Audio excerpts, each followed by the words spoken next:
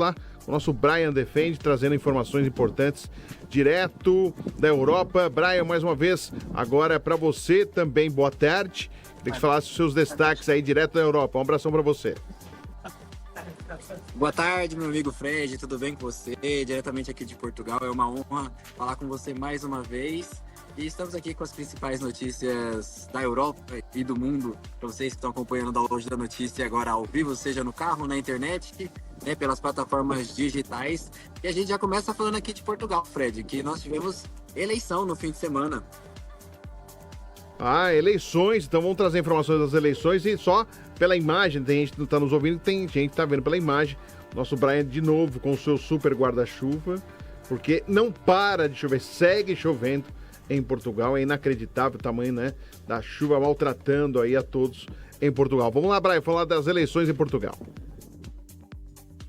Vamos lá, Fred. Bom, no fim de semana, os portugueses, né, os cidadãos portugueses foram à urna aí, como diz aqui em Portugal, para a segunda volta para escolher entre José Antônio Seguro e André Ventura, né, para qual seria o novo presidente de Portugal. E dos dois que estavam aí concorrendo, José Antônio Seguro ganhou com uma sobra que, olha, eu vou falar para você, é de se surpreender, e foi agora o presidente mais votado. Antônio Seguro ganhou aí com 66,82% dos votos contra 33,18%, ou seja, 3 milhões de votos, né, um pouco mais de 3 milhões, e André Ventura ficou com um pouco mais de 1 milhão de votos aí dos portugueses nesse fim de semana. A gente sabe que no dia 18 de janeiro teve a primeira volta, que é o primeiro turno aqui em Portugal, e aí eles voltaram agora para o segundo turno para escolher entre os dois qual seria o novo presidente de Portugal, e agora tá aí José Antônio Seguro. Vale ressaltar que José Antônio Seguro, ele é do Partido Socialista, né, um partido de esquerda, e André Ventura é do Partido Chega, que é o partido de extrema direita aqui de Portugal.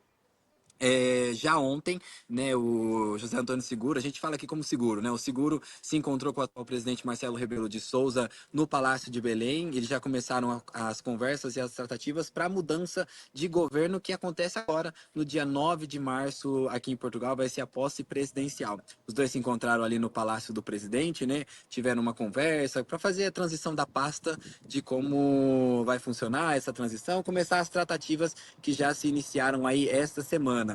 Vale ressaltar que José, né, foi eleito, né, agora como o presidente mais votado da história de todos os presidentes aqui de Portugal, e vem tentando ter uma boa relação aí com Marcelo Rebelo de Sousa, que é um presidente mais imparcial, né, se comunica com todos os presidentes aqui, né, todas as pessoas que fazem parte de cargos públicos. Vale ressaltar que aqui em Portugal é semipresidencialismo, tá, o sistema público, ou seja, o presidente, a função maior dele aqui é mais vetar ou aprovar, fazer leis governamentais também, dissolver o parlamento, mas as maiorias das tratativas, quem resolve é o primeiro-ministro de Portugal, foi escolhido o ano passado já para Luiz Montenegro. Vamos falar aqui também que após ele vencer, tá, o Seguro vencer, o presidente Lula parabenizou em suas redes sociais Antônio Seguro, aonde ressaltou a sua vitória expressiva, né, e colocou então que é muito importante a vitória da democracia num momento tão importante para a Europa e o mundo. E segundo ele, né, abre aspas, e consolida a posição de Portugal de apoio ao acordo Mercosul e à União Europeia, que foi esse acordo dos últimos meses que a gente já vinha vendo essas tratativas e agora de fato aprovado, né? Vale ressaltar também que Lula falou assim, né? O Brasil seguirá trabalhando em parceria com o presidente eleito e o primeiro-ministro Montenegro aí pelo fortalecimento das relações bilaterais históricas entre os nossos países. Eu não sei se vocês estão conseguindo me ouvir bem aí com o sinal. Depois, se você puder me dar um feedback.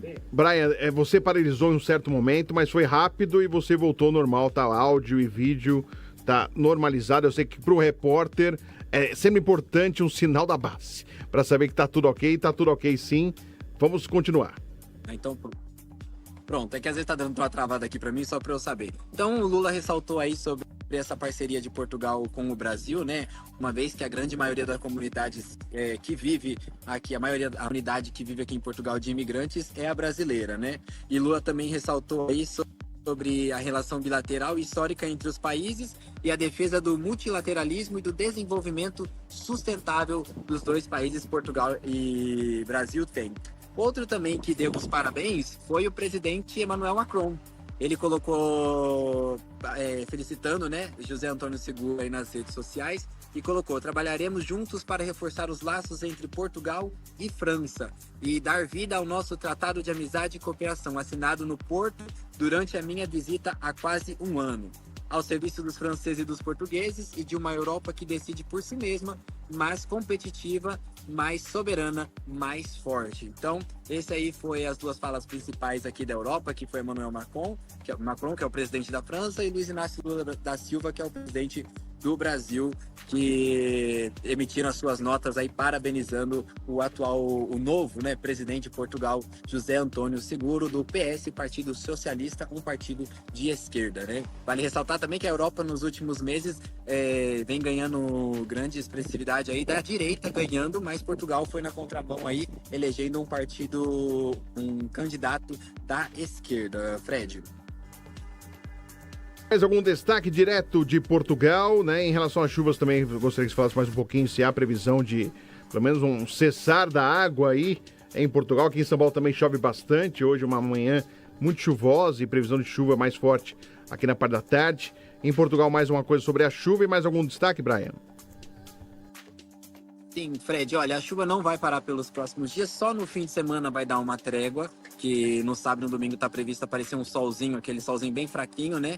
Mas até sexta-feira a previsão de mais chuvas aí pelas próximas horas e não para de chover. A água até o momento não escoou 100%, né? Da onde eu apareci lá de casa na última semana com você ao vivo, não parou. E agora então tá chovendo, tem hora que chove, para, garoa. É aquela que tá famosa São Paulo, cidade da garoa, chove o tempo todo.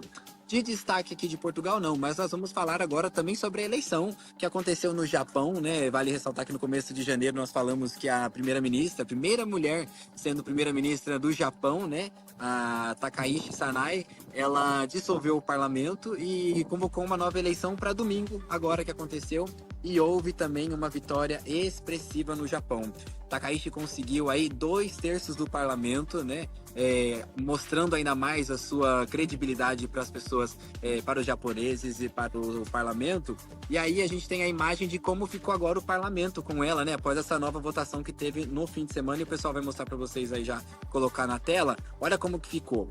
E aí tem um antes e depois. Antes, o partido de Takaishi, que é o Partido Liberal Democrata, tinha 199 cadeiras no parlamento. E agora ele tem 316 lugares, ou seja, mudança de 117 lugares a mais. E aí, com essa mudança do parlamento, né, de Takaishi aí com esse novo resultado, o que acontece? Como ela tem a maioria absoluta no parlamento, o partido dela agora aprova leis, desaprova leis aí e pode tomar decisões por si próprio, sem consultar a própria oposição, né? Porque o próprio partido, como já assume 2/3 da cadeira aí, eles podem, entre aspas, mandar parlamento por conta dessa decisão expressiva que aconteceu. Várias pessoas ficaram nos dias. A ministra Takaishi Sanai aí vem tomando notoriedade nos últimos dias. E aí, no fim de semana, né, com a sua vitória, houve algumas figuras públicas que deram parabéns para ela. Entre elas foi a primeira-ministra Giorgia Meloni, né, da Itália, que parabenizou o seu trabalho, postou uma foto com ela, né, junto com o Takaishi. Ela colocou assim, né: nossas nações estão unidas por uma profunda amizade, uma parceria estratégica que continua a ser fortalecida graças à relação da sincera confiança e colaboração construtiva que construímos entre nossos governos ao longo dos anos. Guardarei sempre nos olhos e no coração a extraordinária acolhida que recebi durante a minha visita em janeiro. Né, Giorgia Meloni e Takaishi viraram grandes amigas aí nos últimos dias, por terem as mesmas visões de governo. A Giorgia também tem a visão mais ou menos voltada para o presidente Donald Trump. Takaishi também vem também tendo umas posições voltadas para o presidente dos Estados Unidos, Donald Trump também, então vem aprovando o governo. E também quem emitiu uma nota foi Emmanuel Macron.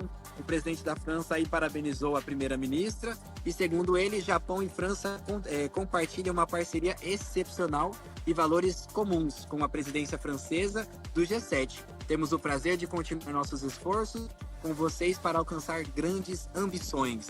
E aí ele postou essa foto com ela no dia da sua posse como primeira-ministra, dias após a sua posse como primeira-ministra, o encontro deles dois aí para fortalecer os laços. E a última notícia, para a gente finalizar já esse bloco internacional, vamos falar sobre os Estados Unidos, que eu falei agora do Trump.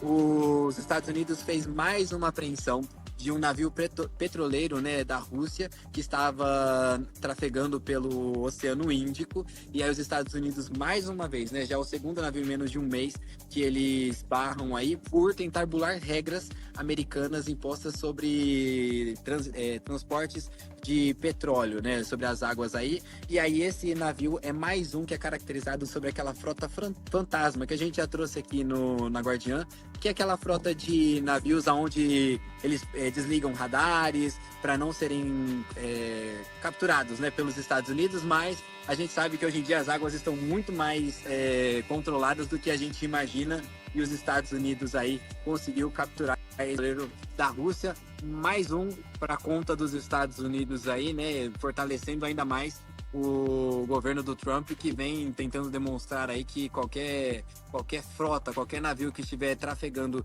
que não esteja de acordo com as suas medidas tomadas aí de transportes de petróleo seria aí capturado, e foi mais um para o governo Trump aí nos últimos um mês e meio que aconteceu essa captura. E aí o governo Trump divulgou essas imagens aí, como vocês podem ver, dos helicópteros já rodeando o navio aí, mostrando que de fato esse navio foi apreendido pelo governo dos Estados Unidos, que aconteceu essa semana nas águas do Oceano Índico. Fred.